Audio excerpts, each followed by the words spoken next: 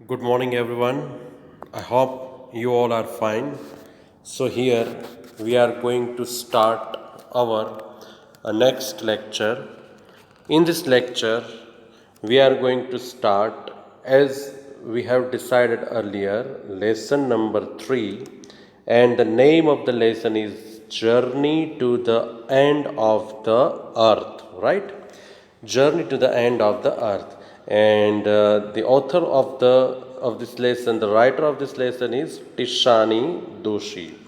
See, Tishani Doshi is an Indian poet, Indian dancer. She is very famous. वो बहुत ही प्रख्यात है. તેણે આ જે લેસન લખ્યો છે students, journey to the end of the earth, એ કોઈ ફિક્શનલ સ્ટોરી નથી, એ એની એક રિયલ એક્સપિરિયન્સ ઉપર એણે આ લેસન લખેલો છે. તે આ લેસન દ્વારા એ કહેવા માંગે છે કે જો આપણે આ પૃથ્વી, the earth on which we stay, on which we live, બરાબર છે, કે જેના ઉપર આપણે રહીએ છીએ, એનો જો પ્રેઝન્ટ, એનું પાસ્ટ અને એનું ફ્યુચર આપણે જાણવા માંગતા હોઈએ તો આપણે એના એન્ડ સુધી જવું જોઈએ. અને એનો જે એન્ડ જે છે એ એન્ટાર્કટિકા એક એવું કોન્ટિનન્ટ છે કે જ્યાં આગળ આપણે જઈએ તો આપણને તેના પ્રેઝન્ટ અને પાસ્ટ વિશે સરસ ખ્યાલ આવે એમ છે. હકીકતમાં આ જે દુનિયા હતી એ હજારો લાખો વર્ષ પહેલાં એક ગોંડવાના નામના માઉન્ટેનમાંથી, માસમાંથી અલગ પડેલી છે. એ સમયે actually during that time human being was not in existence, બરાબર છે. માણસ જાતિ શેમાં ન હતી? અસ્તિત્વમાં ન હતી. પછી ધીરે ધીરે ધીરે મેમલ્સ અસ્તિત્વમાં આવ્યા અને એણે પ્રવૃત્તિઓ શરૂ કરી પોતાની પ્રગતિ માટે. માનવ જાતે પોતાની પ્રગતિ, પોતાની જાત માટે પ્રગતિ કરવા માટે જે એણે શું કહેવાય કાર્યો કર્યા, એના કારણે ધીરે ધીરે ધીરે ગોંડવાનામાંથી અલગ અલગ માસ, અલગ અલગ લેયર્સ થતા ગયા અને અલગ અલગ કોન્ટિનન્ટમાં એ છૂટા પડતા ગયા. તો એ કેવી રીતે થયું એના વિશેનો આ સરસ મજાનો પાઠ છે.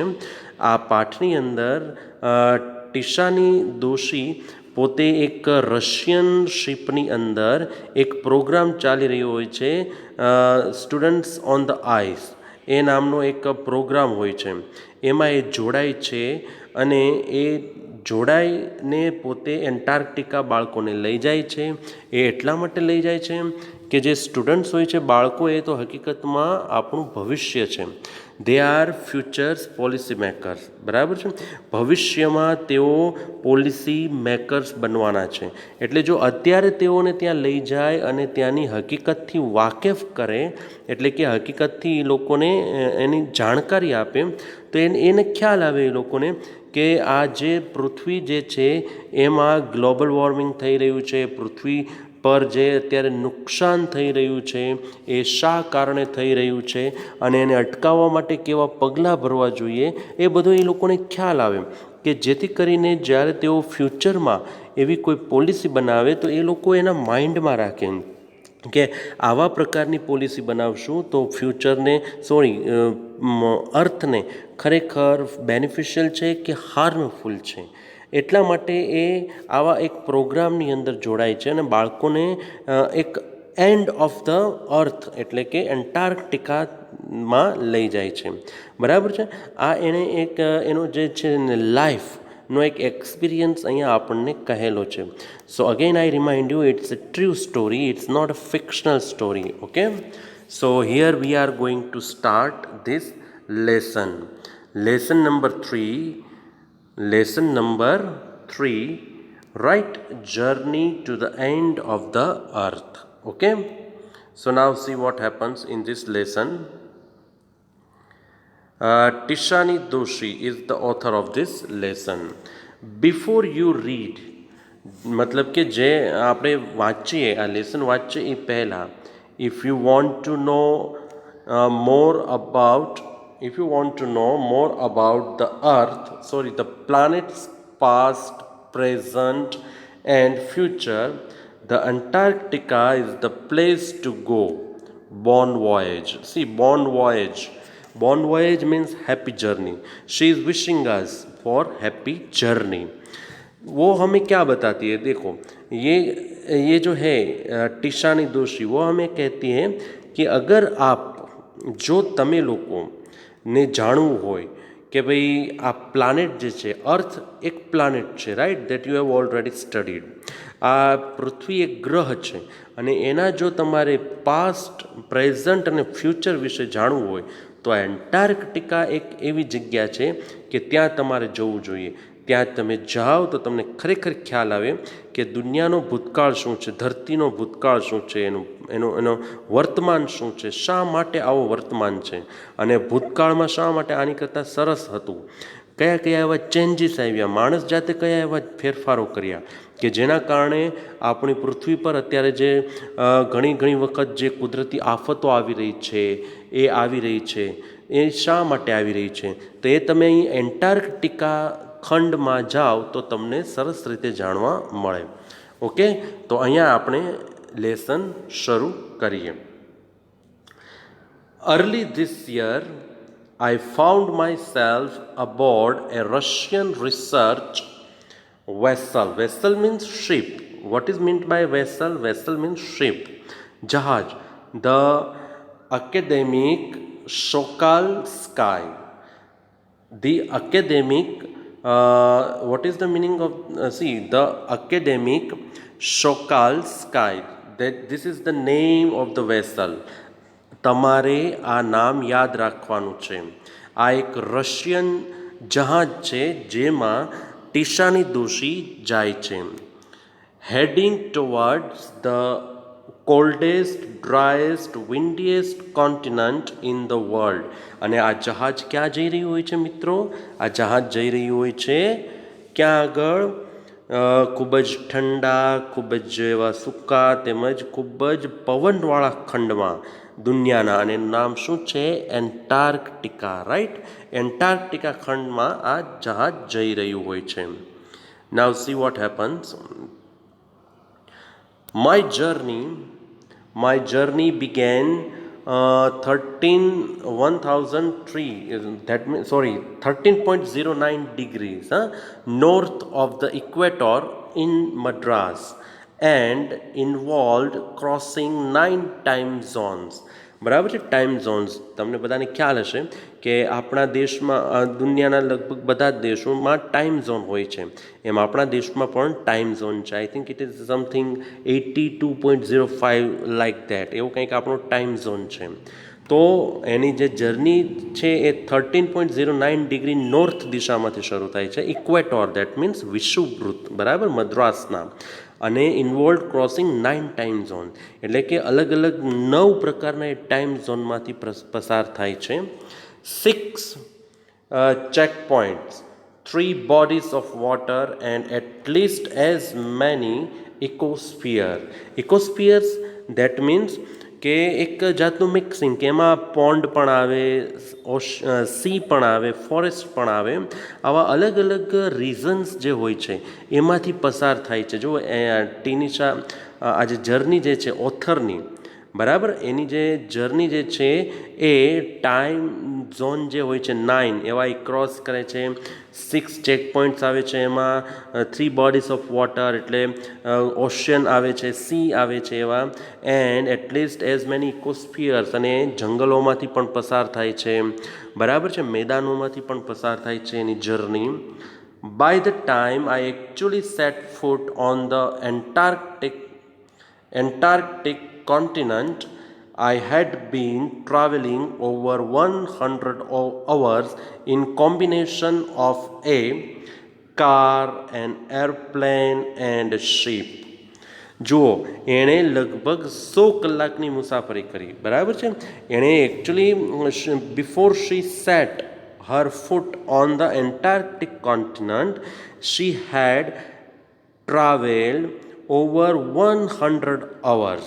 100 કરતાં પણ વધારે કલાક એણે મુસાફરી કરી હોય છે. અને એમાં એનો શેનો સમાવેશ થાય છે? તો કે કારનો, એરોપ્લેનનો અને શિપમાં એ પોતે શું કહેવાય મુસાફરી કરે છે. અને આ બધાની જે કલાકો ભેગી થાય એ 100 કરતાં પણ વધારે હોય છે. અને અંતે એ ક્યાં પહોંચે છે? એન્ટાર્કટિક કોન્ટિનન્ટની અંદર. સો માય ફર્સ્ટ ઇમોશન ઓન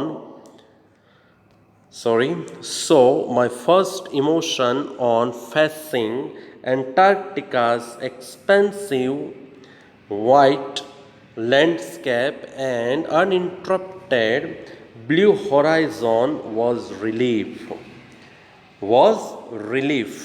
તો હવે આટલી કલાકો એણે મુસાફરી કરી હોય છે એટલે સ્વાભાવિક રીતે તેને થાક લાગેલો હોય છે.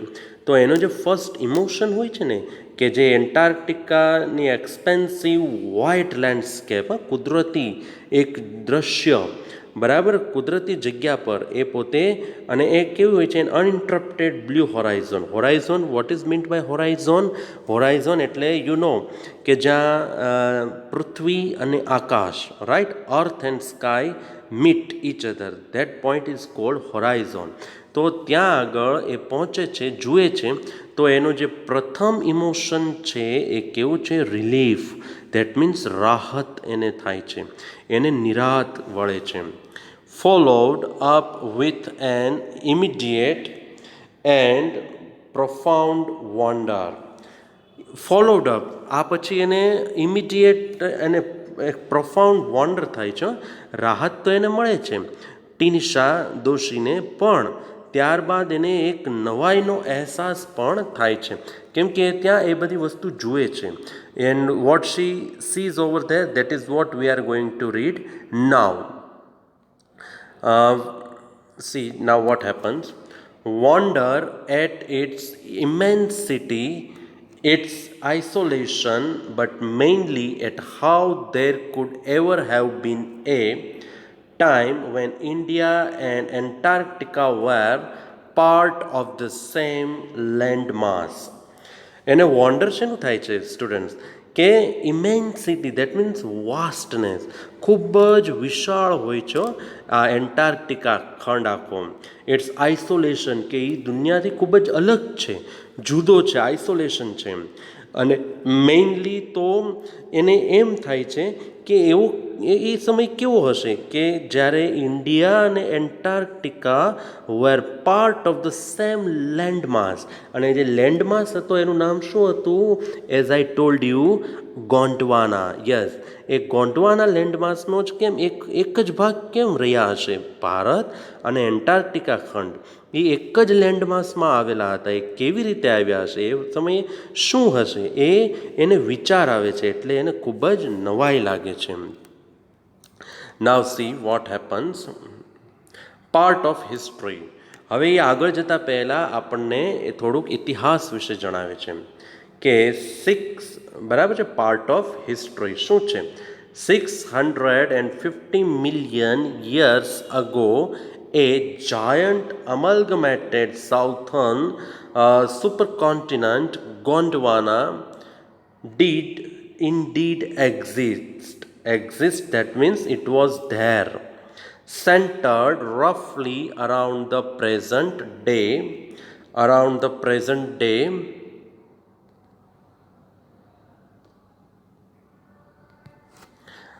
What is there? Around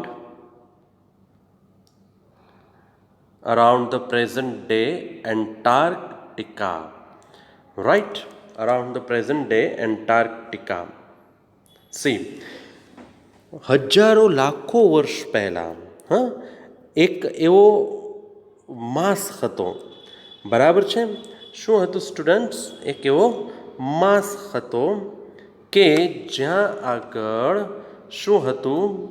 જુઓ તમે, 650 million years ago, a giant amalgamated southern supercontinent, એવો સુપર કોન્ટિનેન્ટ ગોંડવાના અસ્તિત્વમાં હતો, હકીકતમાં હતો હજારો લાખો વર્ષ, બરાબર ને? આ તો લાખો વર્ષ પહેલાંની વાત થઈ 650 મિલિયન યર્સ અગો પહેલાંની વાત છે કે જ્યારે ગોંડવાના નામનો લેન્ડ માસ અસ્તિત્વમાં હતો. ત્યારબાદ શું થાય છે જોઈએ આપણે. Next what happens.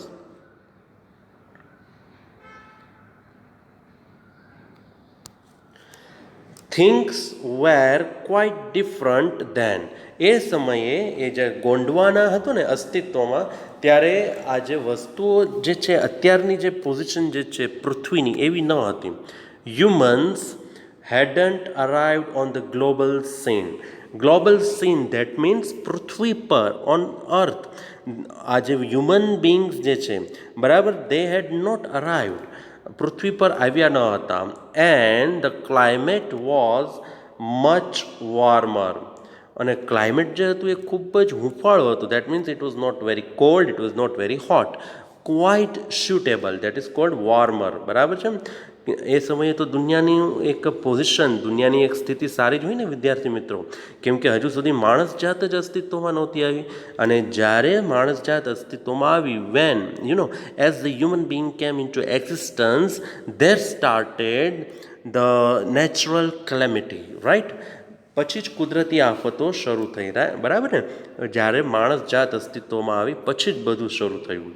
Hosting a huge variety of flora and fauna. Flora and fauna, that means flora means animal related, and fauna means vegetation, right? જે fruits related, tree related, that is called fauna, and flora and fauna. આ તમારે આવી ગયું હશે. Flora and ફોના યાદ રાખવા જેવો word છે સ્ટુડન્ટ્સ. એ સમયે hosting a huge variety of flora and ફોના. Flora that is related to vegetation, and fauna is related to animals. I made mistake, sorry for that. તો આ બધું જ હતું દુનિયામાં. For 500 million years Gondwana thrived.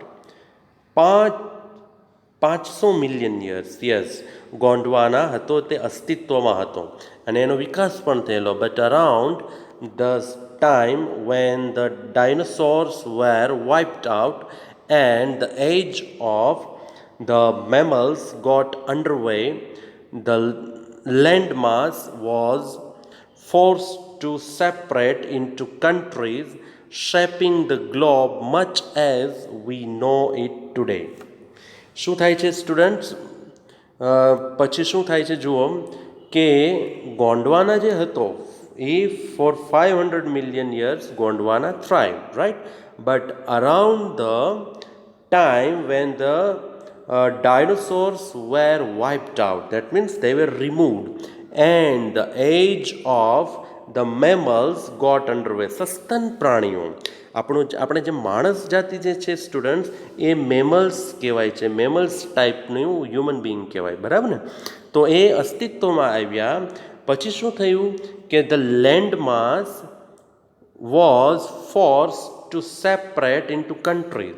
આજે ગોંડવાના આખો land માસ હતો એમાંથી શું થયું, કટકા થયા, એના pieces, it broke into pieces, અને એ કન્ટ્રીમાં ડિવાઈડ થયા, જેને આપણે આજે shaping the globe much as we know it today.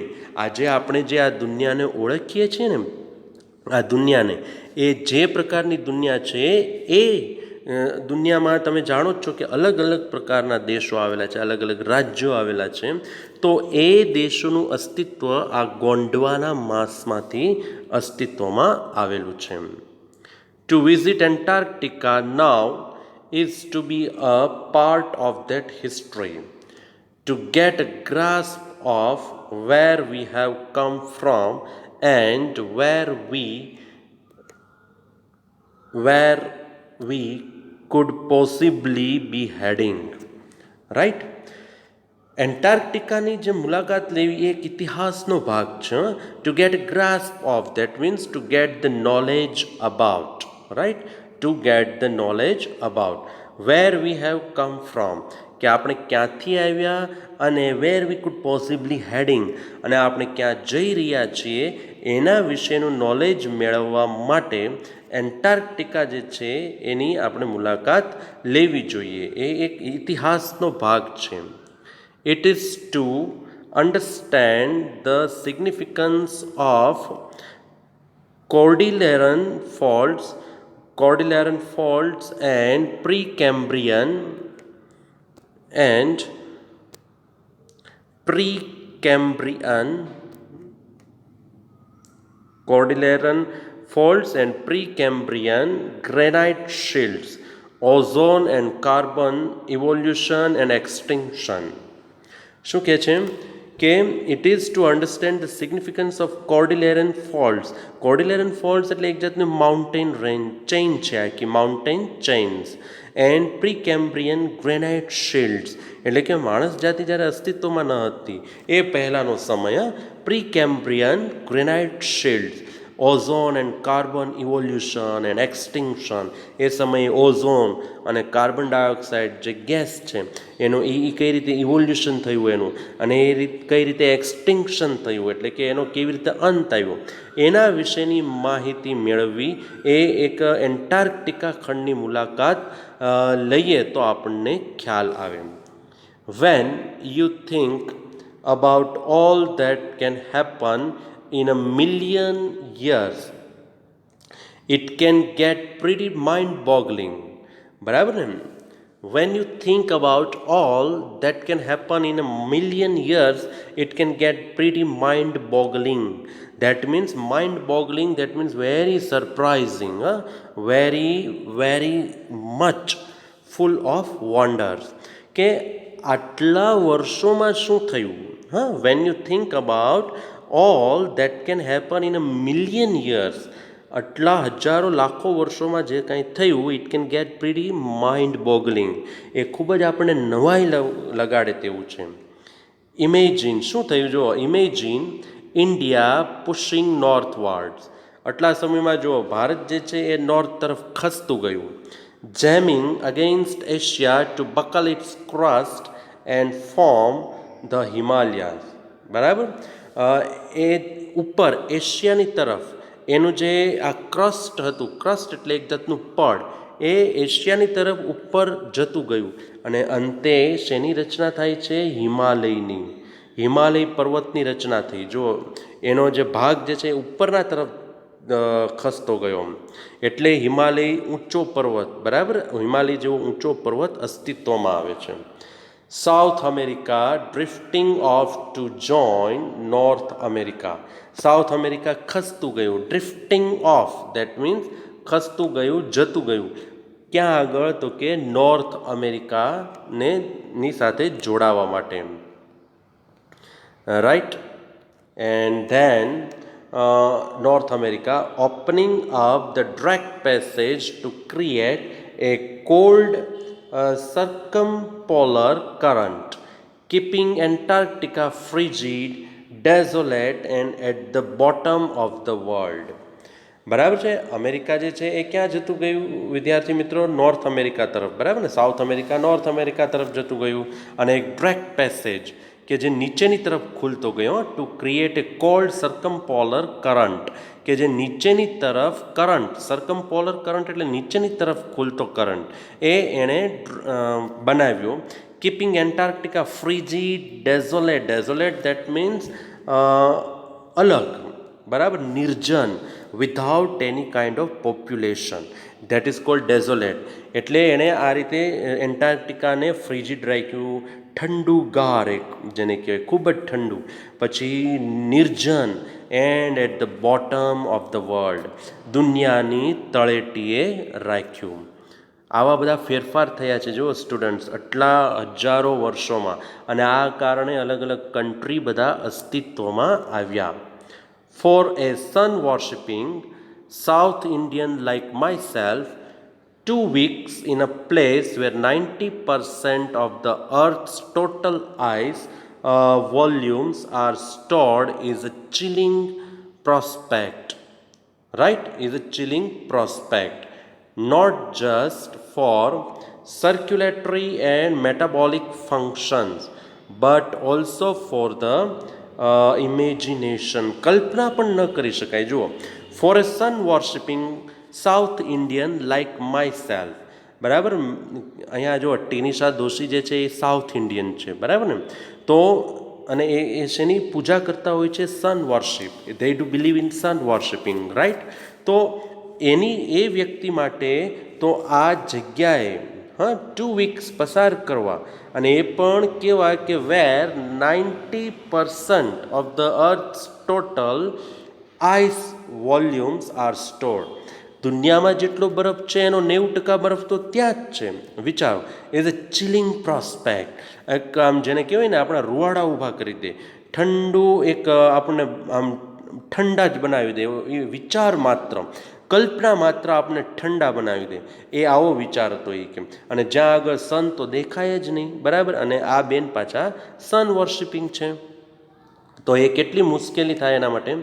It's like walking in to a giant ping pong બોલ.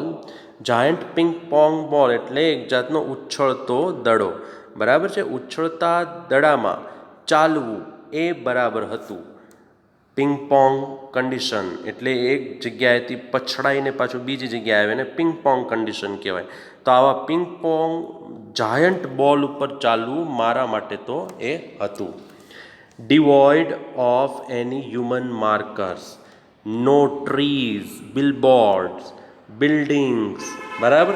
ત્યાં આગળ કાંઈ તમને જોવા ન મળે. ડિવોઇડ ઓફ એટલે કાંઈ જોવા ન મળે. હ્યુમન માર્કર્સ એટલે કે માણસનું કોઈ ચિહ્ન જોવા ન મળે. નો ટ્રીઝ એટલે કોઈ વૃક્ષ જોવા ન મળે. બિલબોર્ડ્સ જોવા ન મળે. બિલ્ડિંગ જોવા ન મળે. You lose all earthly sense of perspective and time here. તમે દુનિયાનો બધું જે કાંઈ વસ્તુ હોય એમાં તમે શું થઈ જાઓ? અલિપ્ત થઈ જાઓ. એટલે કે તમે ખોવાઈ જાઓ છો. દુનિયાથી એક અલગ જ તમે તમારું અસ્તિત્વ બની જાય છે. દુનિયા સાથે તમારે જાણે કે કંઈ લાગે વળગે ન હોય એવું બની જાય છે. You lose all earthly sense of perspective and time here. સમયનો પણ તમને ખ્યાલ નથી આવતો કે કેટલા વાગ્યા, કયો સમય છે, સવાર છે, બપોર છે, સાંજ છે તે. The visual scale ranges from the microscopic to the mighty.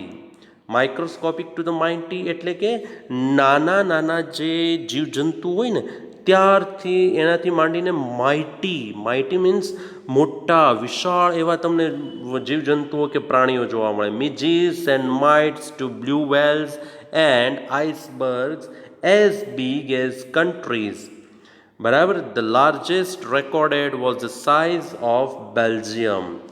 જો midges and mites to blue whales, નાના નાના એવા જો બરફના આઇસબર્ગ, દેટ મીન્સ બરફના ડુંગરાઓ, બરાબર છે. બરફના માઉન્ટેન જે બન્યા હોય ત્યાં એન્ટાર્કટિકા ખંડની અંદર જે બરફના ડુંગરાઓ રચાયા હોય તે એ તમને નાનામાં નાના માંડીને મોટા મોટા દેશ જેવડા પહાડો, આમ જેને કહેવાય ને ખૂબ જ અત્યંત વિશાળ એવા તમને આઇસબર્ગ્સ ત્યાં જોવા મળે છે.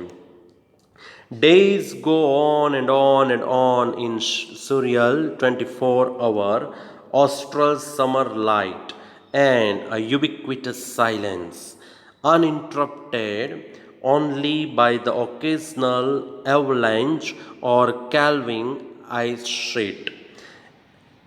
Calving ice sheet એટલે બરફના કટકા થવા. બરફના કટકા થવા. અને એવલેન્ચ એટલે આ બરફ જે હોય ને એ પીગળવો. That is called avalanche. Days go on, students. દિવસો જાતા જ જાય છે. In surreal 24-hour as austral summer light. એટલે કે જેને કહેવાય ને કે સમર લાઇટ ત્યાં આગળ નથી દેખાતી. જુઓ. અને and ubiquitous silence. What is meant by ubiquitous silence? Ubiquitous એટલે ફાઉન્ડ એવરીવેર. દરેક જગ્યાએ શાંતિ જ છવાયેલી હોય છે ત્યાં આગળ. Uninterrupted only by the occasional avalanche or calving ice sheet. એટલે કે આ જે બરફ, ક્યારેક ક્યારેક બરફો પીગળે ને તો એ અને બરફની જે શીટ હોય એ કટકા થઈને પડે નીચે. ત્યારે એક જે યુબિક્વિટસ સાયલેન્સ હોય છે એ ડિસ્ટર્બ થાય છે, ત્યારે આ બધાનો અવાજ આવે છે અને શાંતિ ડહોળાઈ જાય છે. ત્યારે એમ લાગે કે નહીં હવે અવાજ આવ્યો, એ સિવાય તો ક્યાંય અવાજ આવતો જ હોતો નથી. કોન્સિક્રેટ્સ ધ પ્લેસ. જો આઈ સ્ટ્રીટ કોન્સિક્રેટ્સ ધ પ્લેસ એટલે કે આ બધું જે છે ને એ એક આ જગ્યાને કેવું બનાવી દે છે, પવિત્ર બનાવી દે છે. આ જગ્યાને ખૂબ જ હોલી બનાવી દે છે. It's an immersion that will force you to place yourself in the context of the Earth's geological history. And for humans, the prognosis isn't good. Prognosis, that means guessing. What is meant by prognosis? That means guessing, imagination. શું કહે છે કે it's an immersion that will force you to place yourself in the context of the earth geological history. આ એક immersion that means that will bring you into, that will get you into, એ તમને લઈ જશે. કે શેમાં લઈ જશે તો કે yourself in the context of the earth geological history. પૃથ્વીની જે જીઓલોજિકલ ઇતિહાસ જે છે, જીઓગ્રાફિકને લગતો, બરાબર, જીઓલોજિકલ ઇતિહાસ, એમાં તમને ફોર્સફુલી લઈ જશે. તમે પણ વિચારવા લાગો આ બધું જોઈને કે પહેલાંના સમયમાં ત્યાં કેવું હશે, પહેલાંના સમયમાં શું શું થયું હશે. તો એ બધું હિસ્ટ્રીમાં આવ્યું, બરાબર છે. તો એમાં તમને લઈ જાય છે. And for humans the prognosis isn't good. અને માણસ જાતિ જો અનુમાન કરે ને આ બધી વસ્તુનું, તો તે સારી બાબત નથી. કેમ કે એ એવું અનુમાન કરી શકે છે કે જે હકીકતમાં એ સમયે રિયાલિટી ન હોય. અને અત્યારની એ રિયાલિટી પ્રમાણે અનુમાન કરે ને તો પણ એની ઇમેજિનેશન તો ખોટી જ આવે. રાઈટ. નાવ હ્યુમન ઇમ્પેક્ટ. હ્યુમન ઇમ્પેક્ટ એટલે મનુષ્ય, માણસ ઉપર શું અસર છે આની. Human civilizations have been around for a paltry 12,000 years. બોલો, હજી તો 12,000 વર્ષથી તે માણસ સંસ્કૃતિ, હ્યુમન્સ જે છે બધા, આપણે સજીવો બધા જે છે ને, વી ઓલ હ્યુમન બીંગ્સ, એ અસ્તિત્વમાં આવ્યા છે. એને કેટલા વર્ષ થયા છે students? Only 12,000. Barely a few seconds on the geological clock. બોલો, જીઓલોજિકલ ક્લોક પ્રમાણે તો હજી થોડીક જ સેકન્ડ થઈ છે. વિચારો તમે. 12,000 વર્ષ પહેલાં તો આપણે અસ્તિત્વમાં આવી ગયા.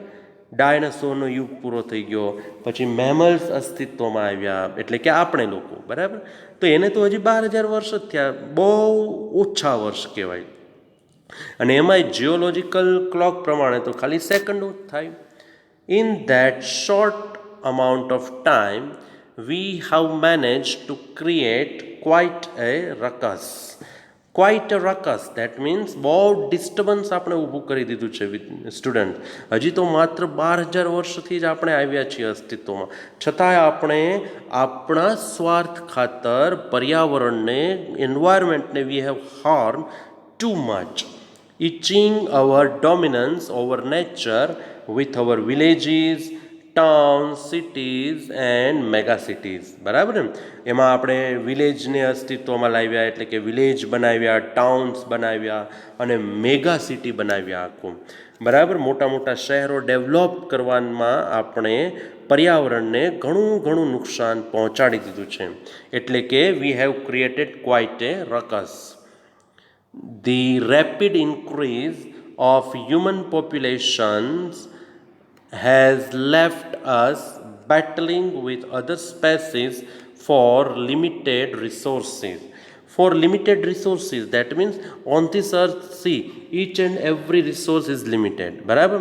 હવે એમાં હ્યુમન પોપ્યુલેશન વધતી જાય છે, એટલે સ્વાભાવિક રીતે સૌ પ્રથમ તો હ્યુમન પોપ્યુલેશન વધે એટલે આપણા અસ્તિત્વનો પ્રોબ્લેમ ઊભો થાય, આપણે રહેવા માટેનું. હવે જગ્યા ઓછી હોય અને એમાં આપણે પોપ્યુલેશન વધારતા જઈએ તો આપણે સામાન્ય રીતે બીજી જાતિઓ, એમાં એનિમલ્સ પણ આવી જાય છે, બર્ડ્સ પણ આવી જાય છે, એની સાથે આપણે બેટલ કરવું પડે ને. We are battling with other species. That means કે આ એનિમલ્સ છે, બર્ડ્સ છે, એ બધી સ્પેસીસ સાથે આપણે શું કરી રહ્યા છીએ? અત્યારે સંઘર્ષ કરી રહ્યા છીએ આપણા અસ્તિત્વને ટકાવી રાખવા માટે. આ જે લિમિટેડ રિસોર્સિસ જે છે, જંગલ, દાખલા તરીકે ફોરેસ્ટ, તો એમાં જે ટ્રીઝ જે છે એ પણ અત્યારે તો લિમિટેડ થઈ ગયા છે. તો હવે આપણે ટ્રીઝને કાપતા જઈએ છીએ. હવે એમાં એનિમલ્સને બિચારા એ સ્પેસીસને તકલીફ પડી રહી છે પોતાનું અસ્તિત્વ ટકાવી રાખવા માટે. પણ આપણે આપણું અસ્તિત્વ ટકાવી રાખવા માટે આપણે આપણા પોપ્યુલેશનને સમાવવા માટે જંગલોનો નાશ કરતા જઈએ છીએ અને ત્યાં આગળ મકાનો બાંધતા જઈએ છીએ. બરાબર. So now see what happens. Resources. For limited resources and the unmitigated burning of fossil fuels has now created a blanket of carbon dioxide around the world. Barabar, which is slowly but surely increasing the average global temperature. Average global temperature વધારી રહ્યું છે students. આપણે જે આજે અનમિટિગેટેડ, that means અનઅબેટેડ, એટલે કે ઘટ્યા વગર આપણે જે ફોસાઇલ ફ્યુલ્સને જે બાળી રહ્યા છીએ એના કારણે એણે શું કરી દીધું છે, created a blanket of carbon dioxide. Carbon dioxide એને વાતાવરણમાં બનાવી દીધી છે દુનિયામાં. બરાબર, કે જે ધીમે ધીમે શું કરી રહી છે, ગ્લોબલ ટેમ્પરેચર વધારી રહી છે. અને જેમ જેમ ગ્લોબલ ટેમ્પરેચર વધતું જાય એમ તમને ખ્યાલ છે દુનિયામાં તકલીફો, આફતો વધતી જાય, દુનિયાનું તાપમાન વધારે ને વધારે ગરમ થતું જાય, એમ ગ્લોબલ વોર્મિંગ વધતી જાય. નેક્સ્ટ જોઈએ.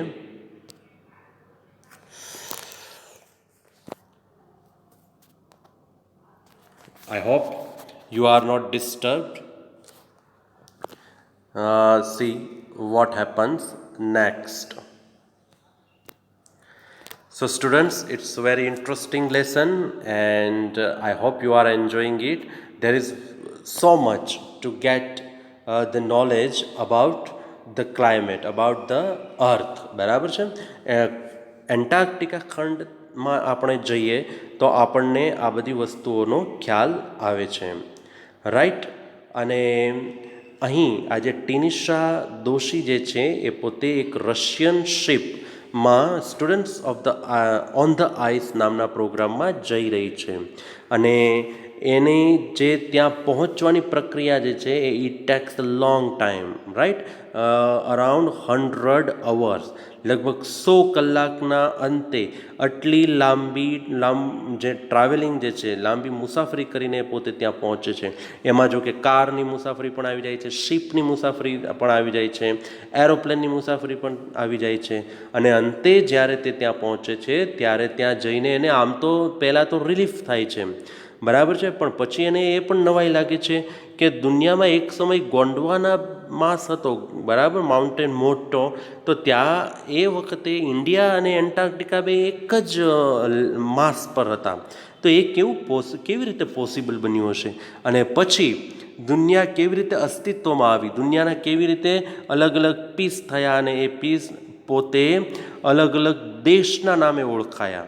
બરાબર છે કે ભાઈ કોઈ ઓસ્ટ્રેલિયા બન્યું, કોઈ ઇન્ડિયા બન્યું, કોઈ એશિયા બન્યું. બરાબર. તો એ બધું કેવી રીતે અસ્તિત્વમાં આવ્યું, આ જે સ્ટડી જો આપણે કરીએ તો આપણને પૃથ્વી કેવી રીતે અસ્તિત્વમાં આવી એ તરત ખ્યાલ આવી જાય. એટલે કે પૃથ્વીનો આપણો જે ભૂતકાળમાં પૃથ્વી કેવી હતી, અર્થ કેવી હતી, એ આપણને તરત ખ્યાલ આવી જાય. બરાબર છે. એના વિશે એણે સરસ મજાનું નોલેજ આપ્યું.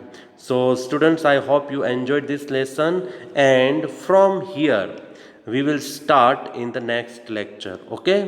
Thank you.